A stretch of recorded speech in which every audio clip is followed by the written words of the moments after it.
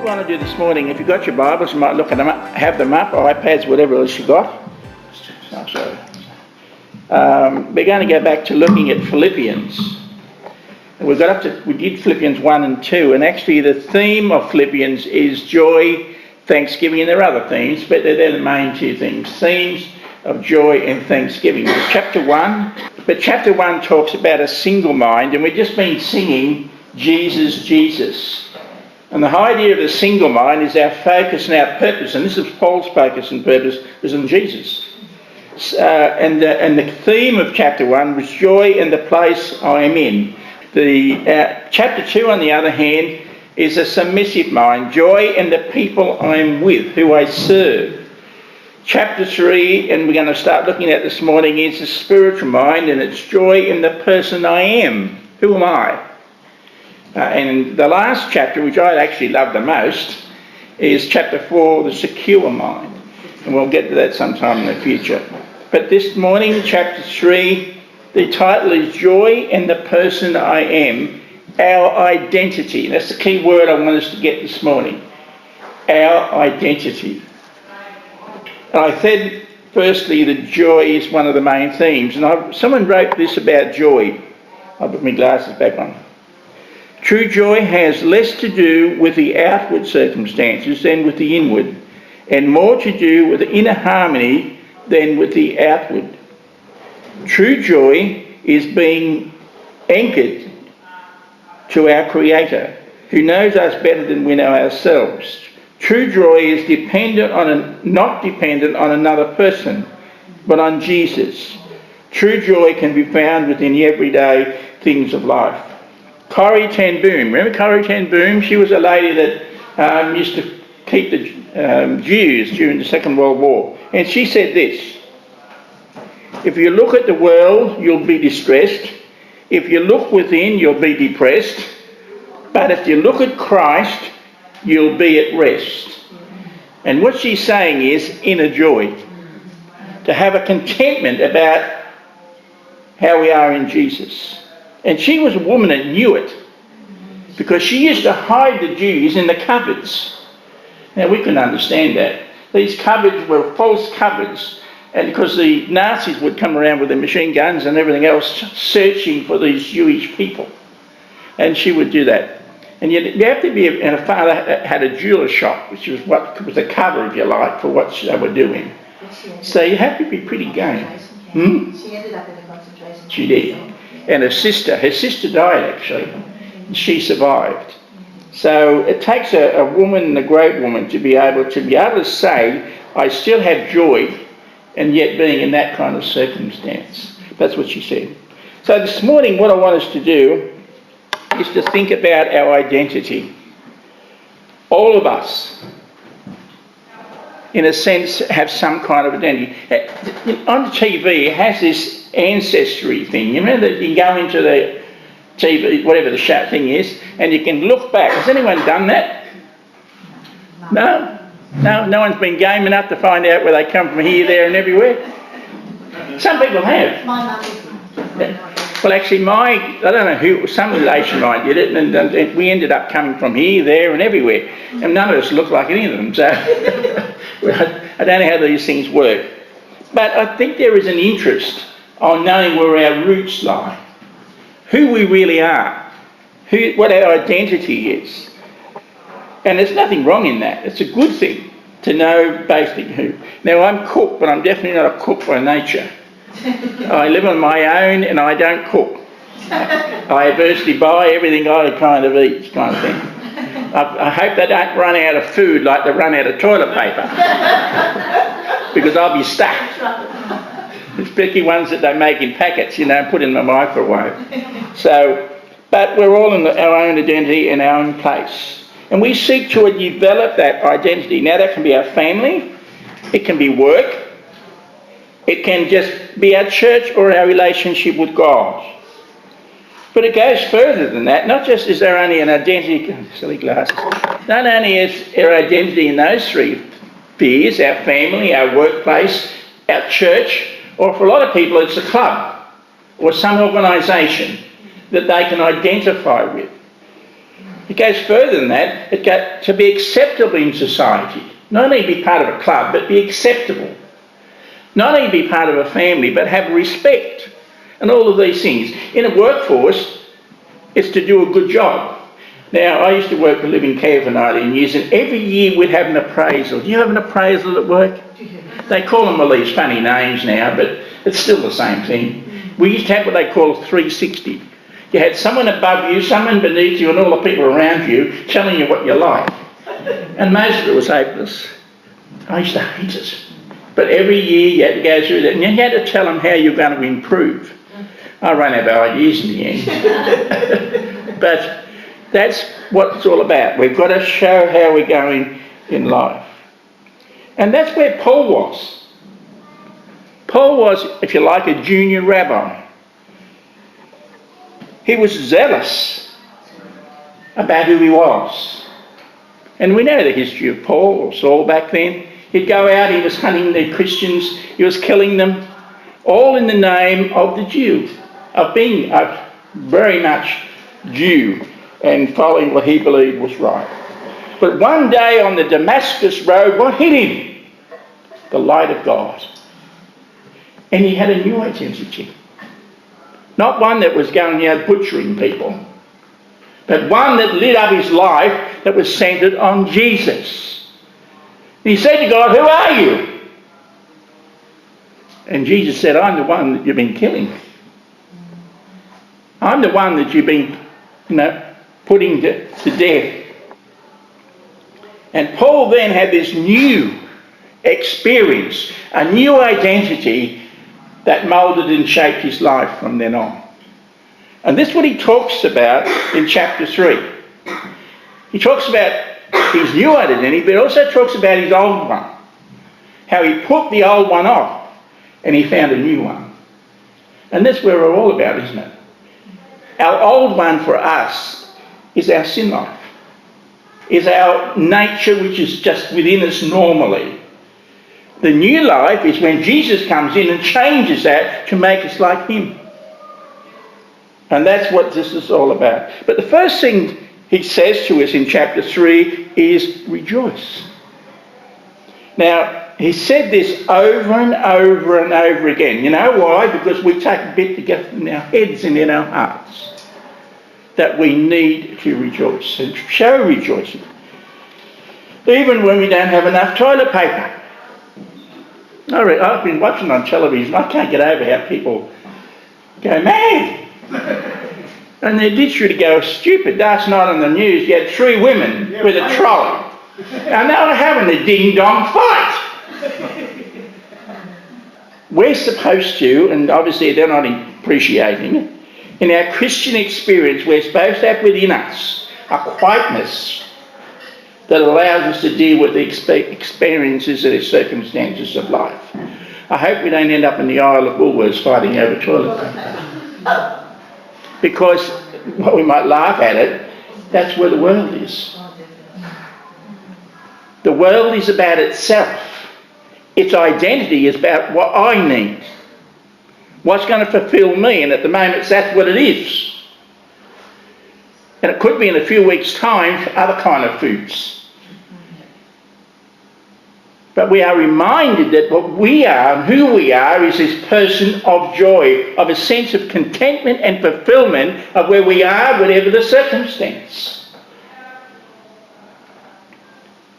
I think the sad thing with all this virus, well, it's very important. We got a thing yesterday from the Baptist Union saying, "Oh, by the way, if I shook your hand this morning, I shouldn't have." I forgot about that. In the Baptist church, and I don't disagree with it, but I sometimes think it's a bit of an overkill, is that we're not allowed to shake hands or kiss because of this virus that's going around. Now, you can do it to each other, that's your bit, but, kind of a congregational sense. People. And so about Medford this morning, the welcomers were saying, "Good morning, we can't shake hands or kiss you. Welcome." It's rather bland, isn't it? But that's what we're up against at the moment.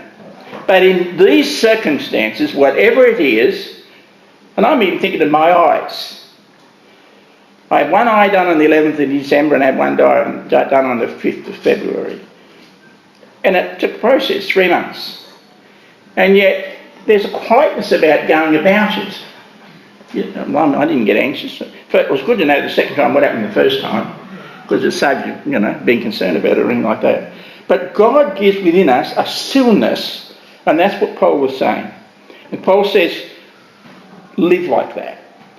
The second thing he talks about, and this is the thing I want to hit on for a little while, is false teachers. He said the thing that can destroy this quietness, this peace, this contentment is when we get wrong theology. When we get wrong things in our heart different from Scripture. Now, I listen to a lot of Christian shows because I like doing that. And some of them are not good. What they teach is not from the Scriptures. The Scriptures have to be the source and the sole source of who we are. Yet we seem to make, if you like, religious things that source. My 2 grandkids from Melbourne during the week rang me. Well, rang me, you can see them on Skype, And little Austin is so, they go to a Catholic school. And it's a lovely school. It's not nothing. And actually I was quite pleased. Their family really is quite, the other side of the family, of his family, their family, are quite anti-Christian. So, in a sense, in my daughter, in one sense, is probably a loner because that's where it sits. So he says, Pop, he said, you know it's Lent. And I said, I know it's Lent. He said, what are you giving up? And I said, I had to think for a minute because I hadn't given up anything. Anyway, and he got quite cross with me. He said, haven't you given anything up? And he said, I've given up my plastic toys. This is to Easter. They go from Ash Wednesday to Easter. There's nothing wrong with it. I think it makes you think about what Easter is about. And I said, Alicia, what are you giving up? And she says, chocolate. And she's only 5. But then Austin started to tell me about the story of Jesus. And, he says, do you know Jesus got nailed to a cross? Now, I don't think he's cottoned onto the sin bit yet. But he's only, 7 or 6 or something. And but he was so keen to tell me. And then he says, but he got resurrected. Now, this is a 6-year-old. He got resurrected. I said, did he get resurrected? And he said, yes. And his face lit up. And I thought, isn't that beautiful? That's truth. It's not false. Our world tells us it's false. Now, on Sunday, Resurrection Sunday, I'm sure you'll get a sermon of the proof of the resurrection. I hope you do. But it's truth. But we're told by so many people, and also the church in places, it's not truth. And Paul says this, you'll only know joy when you know truth. And you know what he talks about people who talk not the truth? He calls them dogs. And but I can't read half my sermon because I can't see at the moment. But we'll keep going. But not only dogs, he calls them mutilators. He calls it about 3 different names. But the dog's a good one. We see your dog as a lovely pet that will take around the street and take your poo bag with you. Oh, that's strange. I'd never have a dog. You go take a poo bag. But other people love them. That's beauty. But in Jesus' day, they were scavengers. They'd go through the dumps. They'd go through all of the food dumps. Everything was everywhere. There's no proper sewage, no nothing. And they would lap at your feet. They were not nice. They weren't liked by the people. And they often were in groups. And they would be vicious. It's not what we understand as dogs. And he was saying people who are false teachers, who do not tell you the truth, are dogs.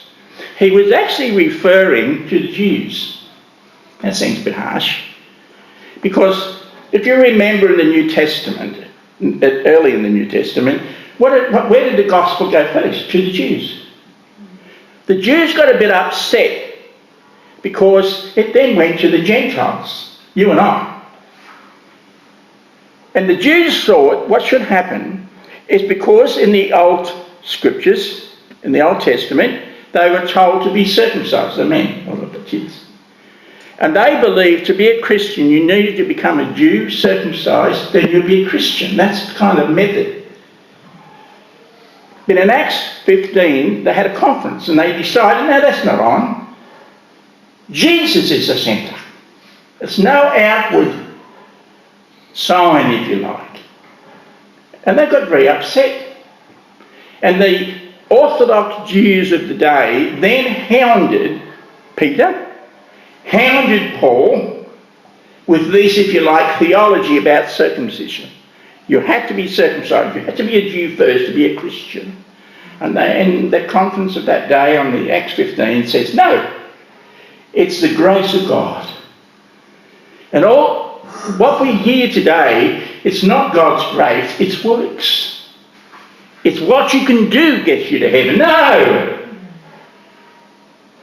Says Paul. And he actually uses, and I'll find my spot in a second, he actually uses a second word, evil workers. Dogs and then evil workers. And he's talking about here not this particular thing of circumcision, he's talking about good works. He's talking about how we add to salvation good works. And he said, that's not on.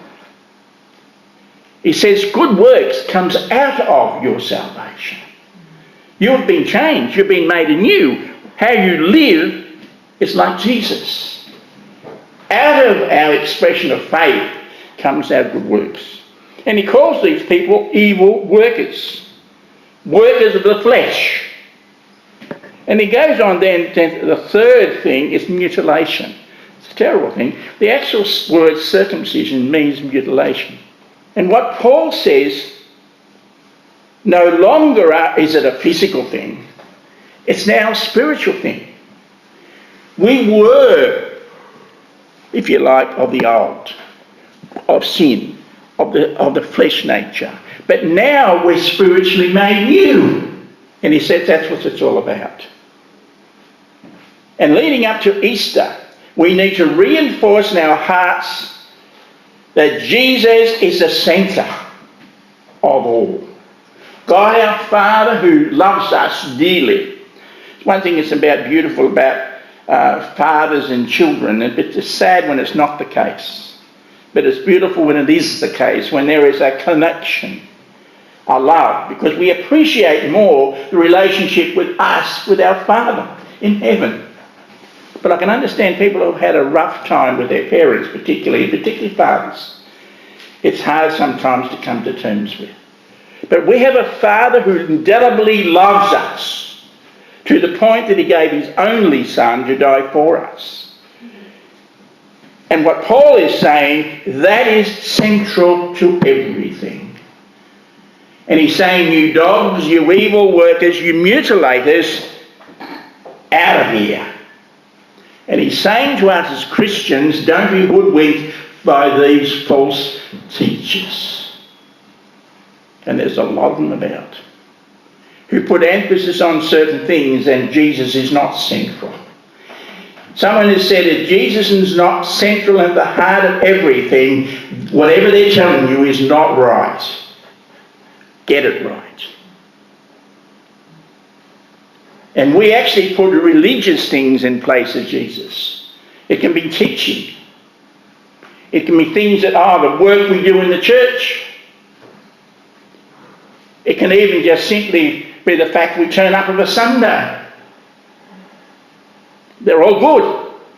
But they come out of Jesus, out of our faith, out of the expression of God within us. It's not the other way around. So Paul this morning in Philippians 3 wants us to understand that Jesus is central, and when he is, we'll know a quiet peace and joy. We won't have the panic that's going on in the hearts of a lot of people at the moment about physical things. But then he goes on simply in the second part to talk about what a true Christian is. He talks about one who worships God. He talks about a person who does not boast except in Jesus. When this is the other, we get up and do something, oh, I've done that. But why do we do it? What's our motivation? Is it Jesus? If it's not in the right place. He said we should only boast Jesus, not dependent on religion, but on Jesus. Not on works. There was a story of a woman, she was having a talk to a pastor, and she's talking about the matter of faith and works. And she says, I think getting to heaven is like rowing a boat. One oar is faith, the other is works. If you have used both, you get there. If you only use one, you'll go around in circles. We know that's not true. The oar is Jesus. Both oars are him. But anyway, the pastor said to her, there's only one thing wrong with that illustration. Nobody is going to heaven in a rowboat. We're going to heaven through Jesus. Too bad a rowboat, doesn't make it up. I went on holidays. And Grace and I, when we were together, and then this other couple. I don't think we were friends with one of the other couple after this for a little while. We went out, we were in Hawaii, and we both went out, we had to go out to where the, where you get, what do you call these things you get in and you just jump along and you're going across the water, jet skis. You had to go out to get a jet ski out there somewhere. So we got in a canoe, we both took off to get the jet ski. Carol and David was the other couple, and they took off, and Grace and I took off. We actually got out to the platoon. We looked back and we couldn't even see the others. Eventually they got out there. We had our time out on the jet skis, and we come back. And Grace said to David, you come with me, Carol, you go with John. Carol and I were back in the shore in 5 minutes flat. We both in our canoe going, got in nice. We looked around and Grace and David are still way out there somewhere. Anyway, Grace got sick of it. David was sitting in the canoe and she was trying to paddle this canoe on her own. What was she doing? Going around and around and around and around. So she told him to get out. And this is out there somewhere. So he got out, but he took the life jacket with him in one of the oars. Oh, anyway, Grace got back in very quickly. And everyone saw this fellow coming in with a life jacket on and an oar. And they were laughing their heads off. He was not impressed. In fact, he wasn't happy at all. But the rowboat's no good unless there's someone who's central within it, rowing together. And we row together with Jesus. We cannot do it ourselves. And the problem is, of course, the rowboat won't get us there, it's Jesus. And that's what Paul is trying to make clear to us. We need a confidence in the fact of that day by day. What Paul then does is simply explains his own experience. And you can read it yourselves, without going through the scriptures itself, he talks about being circumcised on the 8th day. This is a Jew, one of the people of Israel from the tribe of Benjamin, a Hebrew of Hebrews in regard to the law. He lived every inch of the way. There was about 800 rules, by the way, that you've got to live by under Jewish law. A Pharisee for zeal, legalist for righteousness. And he said all of that was worth nothing. And he explains about his history as a Jew. And he says all of that, even to God, is nothing. Because the centre of everything is Jesus. Why do I keep saying this? Because we can know no righteousness apart from Jesus. That is real and touches the heart of God. Our righteousness is not worth a crumpet to God. It's what comes through Jesus. And that's what Paul's talking about here. All what he was and what he did. He said, I'm bankrupt. Now, I'm an ex-accountant. I'm an ex because I haven't done it for a while. And I've seen bankruptcies. And Paul actually says, I was bankrupt. I had all this spiritual experience, all this religion, but I was bankrupt. And it was like an auditor going through his life and says, until I found Jesus, I was bankrupt. But I didn't find him, he found me. He's found you. He's found me. But how real is that, Paul says, in our daily living? And he makes the point, until we understand that we are bankrupt, we cannot know joy. Otherwise, what he's saying is, until we realise, and this is not a negative, it's a plus, that we're in our everyday thinking and our way of saying how great we are nothing. But in Jesus we are everything. We can know this joy. No unimpeachable character, no family background, no religious affiliation has any value unless it be founded in Jesus. One other thing he talks about is having a stale victory in our Christian experience. If all we can say is I was a Christian when I became a Christian, 1961. If all I can tell someone is I became a Christian in 1961, my experience is stale. We have a God, we have a Jesus who is day by day, every day, and gives to you and I the power, which is of the resurrection power, just day by day, know a walk, know a joy in him. Not relying on something that physically happened for me 60 years ago, 51 years ago. It's day by day we are seeing proof that we're not bankrupt. We're alive in Jesus. We're not dead, we're alive, but it's a daily experience, a daily milestone that proves it to us. You know, one of the things I hate most is stale bread. Do you like stale bread? I've got a pantry and I have my bread in this plastic thing. I get new bread every couple of days, not like the toilet paper. Every couple of days, and hopefully the bread shop's got it. Why? Because it gets mouldy quick. I believe it loses its freshness very quickly.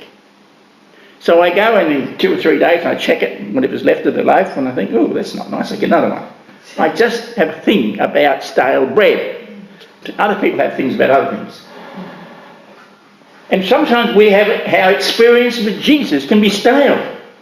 Because we're relying on only, and they're not bad things, they're good things, our conversion, our baptism, our something else, which happened years ago. But God's still doing something yesterday, today, and will tomorrow. That's fresh. And he wants that freshness in us. And that freshness can only be known as we centre on Jesus. Paul in verse 10 talks about intimacy. Not picking words out because we can hardly see them, but he talks about intimacy. He says, I want to know Christ. He's not talking about intellect. He's talking about intimacy of heart, of knowing this connection that is who we are. And he says, I know Jesus, I'm intimately connected with him. That's what sustains me. And that's what he says this morning to us. That's what sustains us day by day, whatever the circumstances, is this connection, this intimacy with Jesus. He says, I know him personally. I want you to know him. So the challenge for us is to know that. There's a story, and I'll tell you the story. A story is told of a Frenchman who became an Englishman. Remember, the French can't stand the English, and the English can't stand the French. That's pretty known. Because he admired the British way of life. He had lived in England so long, he decided to become an Englishman. Someone asked him what made the difference. Well, he said, among other things, I find instead of losing the Battle of Waterloo, I won it. You know the history. The French lost, the British won. So by becoming a British, he had all these wins that he didn't have otherwise. And Paul says when you and I step into Christ, we step into a new power, a new resurrection. And it's all about Jesus. Christ is achieved and won because ours is the reason. for us to know this intimacy, to know this richness, to know this provision. But we have to become his people. And he says, in the life of Christian joy, there is a bankruptcy and an intimacy. There also must be an expectancy. And that goes on to the next part of the chapter. I'll just read verses 7 to 10 and I'll finish. But whatever it was to my profit, I now consider loss for the sake of Christ. What is more, I consider everything a loss compared to the surpassing greatness of knowing Jesus, my Lord, for whose sake I've lost all things. He's talking about his Jewish past. I consider them rubbish, that I may gain Christ. Verse 9, and be found in him, moulded and shaped in him, not having a righteousness of my own that comes from the law, but that which is through Jesus and faith in him. The righteousness that comes from God and is by faith. In verse 10, I want to know Christ and the power of his resurrection and the fellowship of sharing in his suffering. The fellowship of walking with him. The fellowship of being connected with him. We can have a relationship. None of us choose who we're born to. Now, I've got 3 brothers. Mum and Dad's gone, but they're still around, the brothers. We don't choose our brothers or sisters or family or mum or dads. But we choose Jesus, or he chose us. But not only do we need a relationship, we need a fellowship. And a fellowship means a communion, a walking with, day by day. And that comes, of course, in our time of prayer and our time of being able to share the scriptures, of getting to know and love the one whom we love. So maybe now is a good time for each of us to become an accountant and evaluate in our lives the things that matter most. Is it Jesus? And it's a good start for us as we come shortly to Easter. So might that be for us this morning, that our identity is in Jesus. Let's pray. Father, we just thank you that you love us to the point that we even can't understand. We never will understand why you would give your only son. But you did. You did because you love us. You did because you want us to walk with you. And we thank you for that. But help us, Father, to have a passion for it. Passion for Jesus to be part of us and with us and in us, moment by moment in our lives that we live. Not to walk afar, but walk together, step by step, in step. So help us, Father, to have that desire, that passion, that will, that choice, to choose after you, day by day. And it is a day by day choice because we need to walk with you. Help us. And as we come to Easter, Father, might we be a time that we can, in this time of Lent, be in a sense preparing ourselves for this time when we will really think about the cross, the resurrection. So we praise and thank you in Jesus' name.